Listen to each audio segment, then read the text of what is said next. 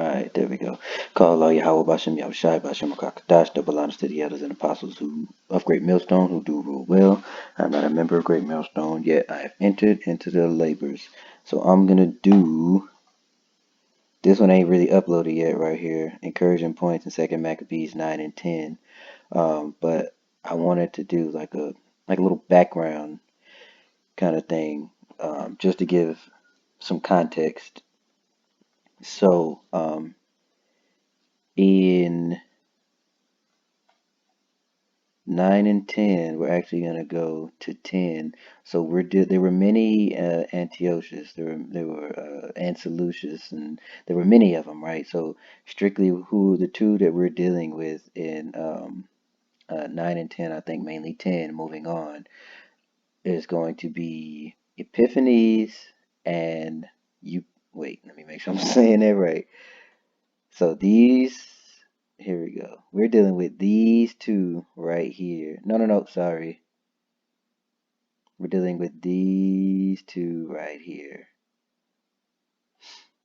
This one and this one. This one sacked the temple,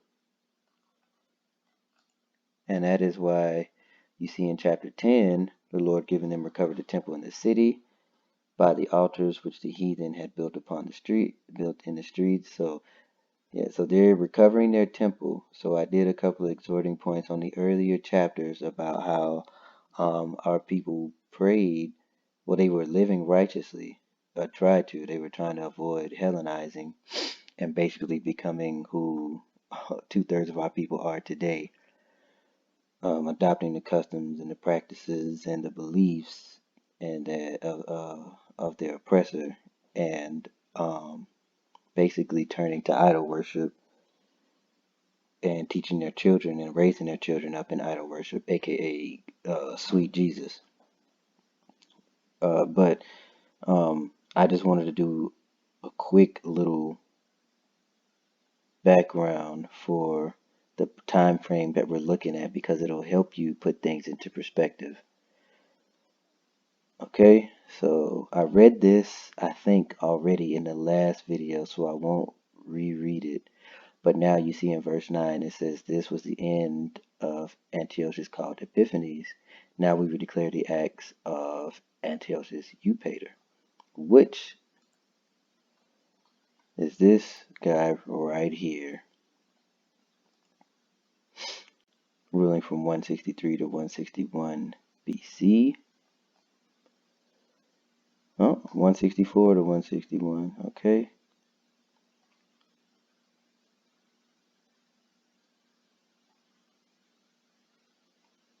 Well, we don't really care about his biography, but yeah, not really studying him. I just want to bring that out real quick. Okay, was the son of the wicked man, and that wicked man was the one who was plagued. I talked about it in a video I just showed you. I talked about it in this one whenever it's ready to load. But basically, the Lord, uh, cursed him in his bowel. He pretty much rotted from the inside out while he was alive, on his way to pretty much commit wicked acts against the people. Okay, so we're going to read down. Now we'll declare, alright, so when he had come to the crown, he set one Lysias over the affairs of his realm and appointed him chief governor of Coelesyria and Phenice. For Ptolemaeus, that was called Macron, choosing rather to do justice unto the Jews or the Israelites for the wrong that had been done unto them, endeavored to continue peace with them, right? Whereupon, being accused of the king's friends before Eupator and called traitor at every word because he had left Cyprus, that Philometor had committed unto them, so the previous ruler had committed him this region, and departed Antiochus Epiphanes, and seeing that he was in no honorable place, he was so discouraged. He was so discouraged that he poisoned himself and died. So this was something that confused me at first. Okay, so I talked about this guy right here in the previous video. So uh, I think it's Gorgias, is how you would say it. He was a general, and so was Nicanor, who was also a general under the two empires. But I want to talk about Ptolemies because there were many Ptolemies as well. So this one called Macron, all right, he abandoned Cyprus, which had been entrusted to him by the Egyptian king Ptolemy Philometor. Okay, and the biography which the Suda gives Ptolemy Macron refers to his conduct in Cyprus. Okay, so he went over to Antiochus Epiphanes that was sent by the chancellor or the governor Lysias, which is, this is secular history lining up with the Bible yet again, time and time again, with the generals Nicanor and Gorgias to defeat the Maccabean revolt. So they, okay, 167 to 160. Ptolemy is called governor of Coele Syria in 2 Maccabees chapter 8, verse 8 and 11. And then who as such sent Nicanor and Gorgias against the Jews. Jewish leader Menelaus sent Ptolemy. So that's the other dude I was talking about. Him and Timotheus were both traitors. Okay, many presents for secure intercession with the king, but because Ptolemy tried to treat the Jews kindly, he was denounced before the king, whereupon he ended his life by poison. So basically, these two and Antiochus, they were all set to, you know, put hell on our people, as Edom has done time and time again and is currently doing now. But his other brother, Ptolemy, wanted to, do right. So they called him a traitor, and they pretty much, what's the word I'm looking for? Ostracized him and, treated him like, bad, so terrible that Buddy poisoned himself. So let's look at the biography which the Suda gives. What is that?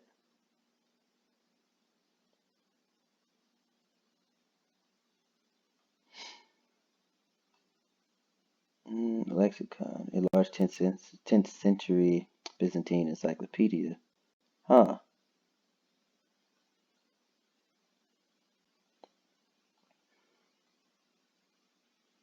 okay.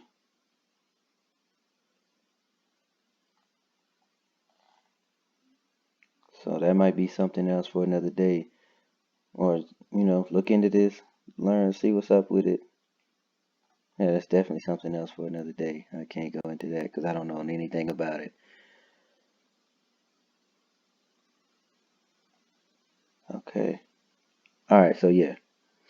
So that's just a brief background of the time frame we're working at. So the Maccabean revolt was between 167 and 160, roughly.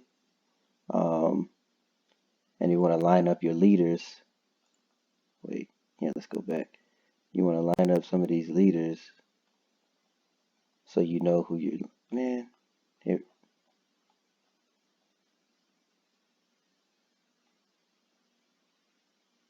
I lost my page. Hold on.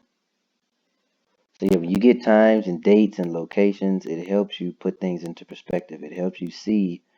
It helps you see how real things are. Okay, so yeah, you're looking at these time frames, boom through boom. Okay, because there are many different ones, and if you just read the Bible for face value, like as we would do back when some of us who were in Christianity did, it does not going to make a lot of sense to you because, as you can see, Maccabees both 1 and 2 kind of jumped around, and it's not. None of this is in. I'm not going to say none of it, but a lot of it is not in chronological order. Okay, so I'm going to read down, and this will be part 2 of what's the title? Encouraging Points in Maccabees. Okay, all right. Cutting their hands into most. I read that. We did 10. Okay, so let's go to 11. We did do 10.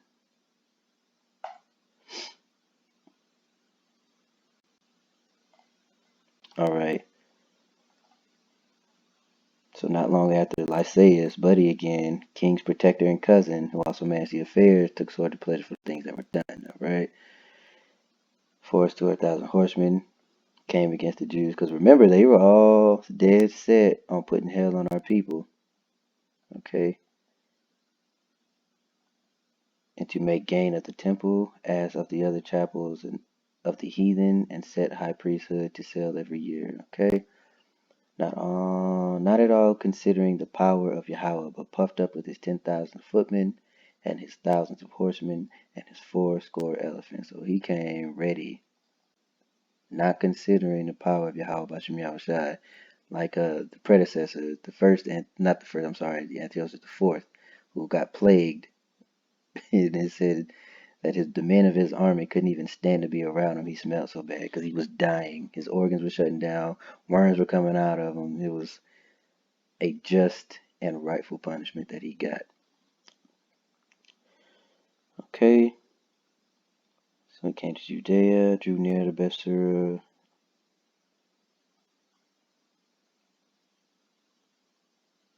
Okay, right.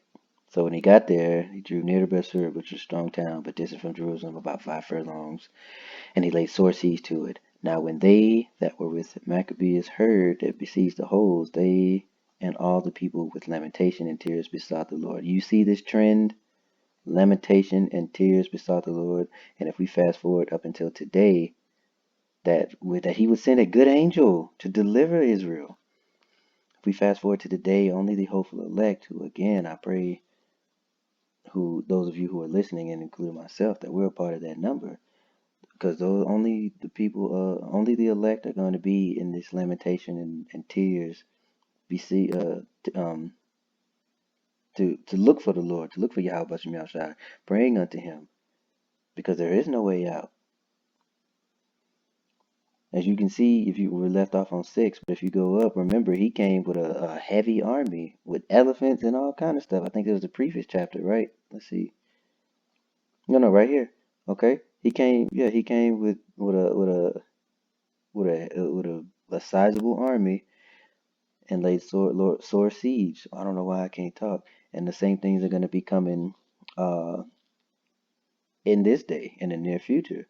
And only the 1/3 are going to be in this spirit right here, repentant, seeking for the Lord to send a good angel to deliver them, not Biden, not black wealth, not not black schools to teach our children to raise up in the ideas of their in the customs of the heathen, but they're gonna be sought.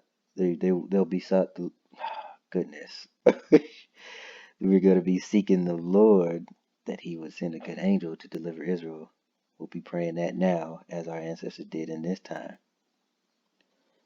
Then Maccabeus himself, first of all, took weapons, exhorting the others that they would jeopard themselves together with him to help their brethren. So they went forth together with a willing mind.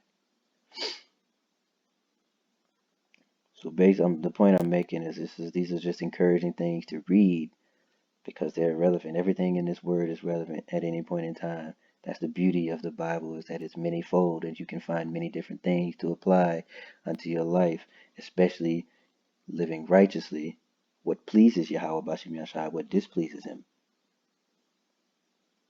The things that are written aforetime are written for our learning, right? Okay? Alright, let's see. They took Jerusalem. Oh, here we go. And here goes another angel. And as they were at Jerusalem, there appeared before them on horseback one in white clothing, shaking his armor of gold. Then they praised the merciful power altogether and took heart, insomuch that they were ready not only to fight with men, but with most cruel beasts, and to pierce through walls of iron. You see the Spirit of the Lord on these men heavy. And when the time comes, the Spirit of the Lord will be on the men of the Lord heavy again.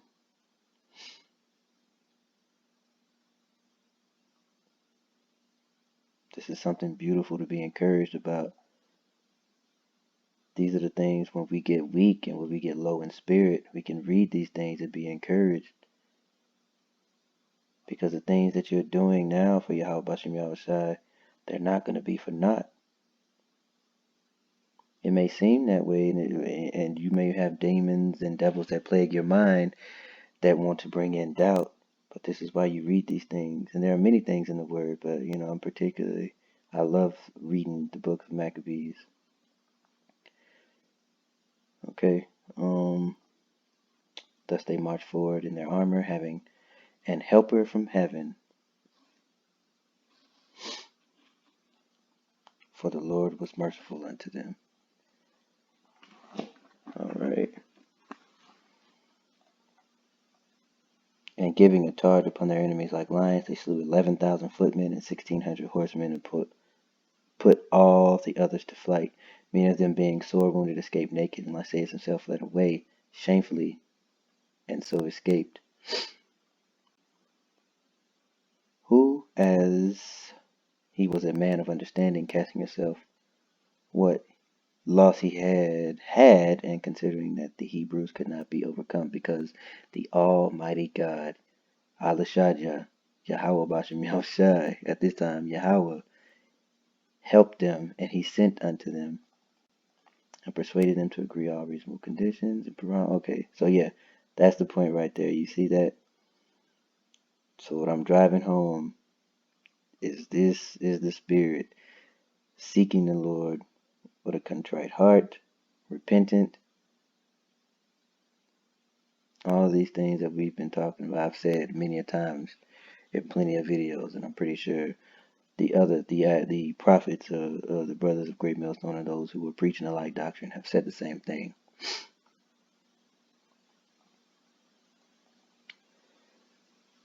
Let's see. Okay, so he called a truce.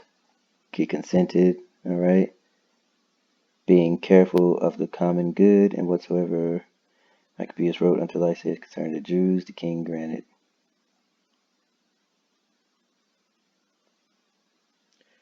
I wonder if that's commonwealth. I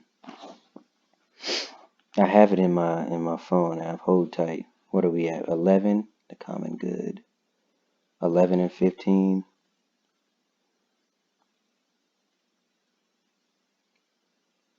Nope, it's common good, but there's somewhere it says something about a commonwealth. Okay, moving on.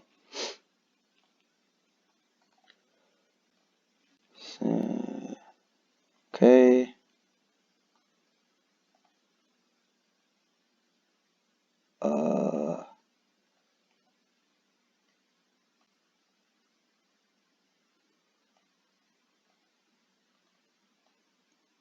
Man, okay. Yeah, that's the letter he wrote. I've also sent Menelaus.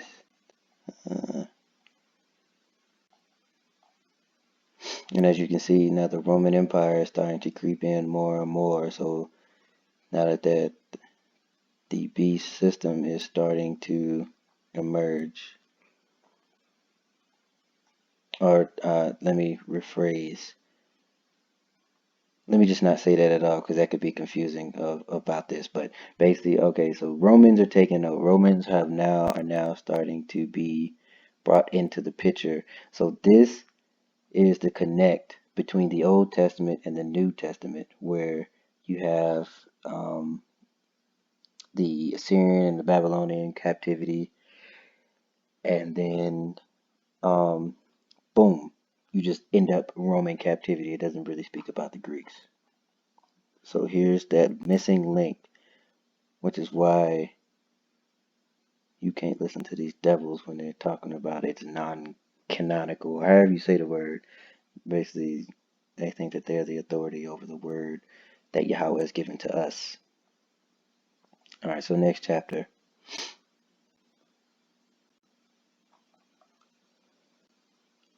Okay. Uh,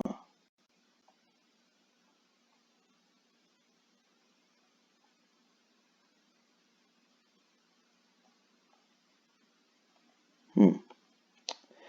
I need to read through this one because I know that there's something in here that I want to grab. Because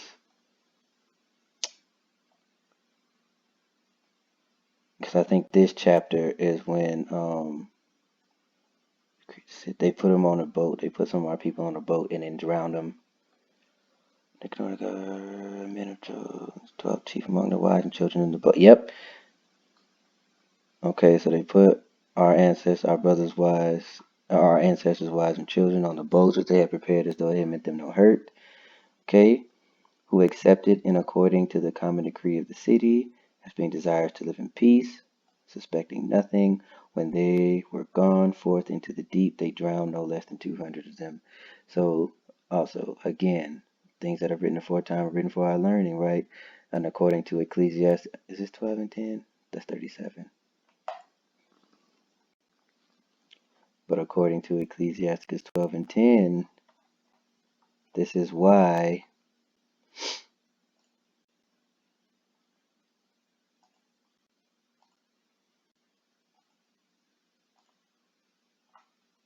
whenever you're ready, computer, let's go. We should never trust our enemy. Never trust thine enemy, for as iron rusted, so is his wickedness. Though he humble himself and go crouching.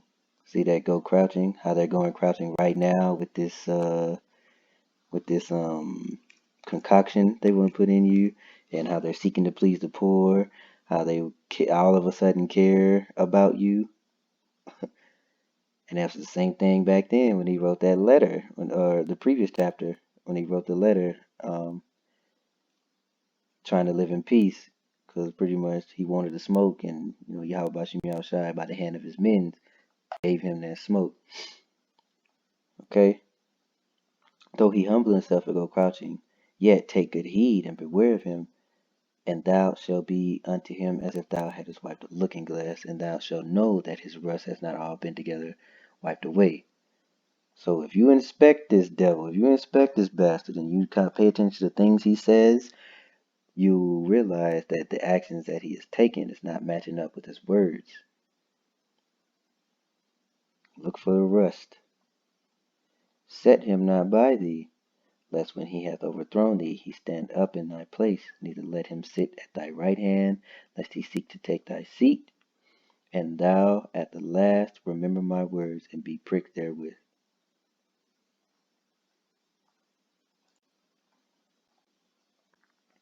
So there's more further down, but I will, Lord willing, do a part 3. So I hope you brothers and sisters were edified. And with that being said, Kwame Yasharala, Ababa.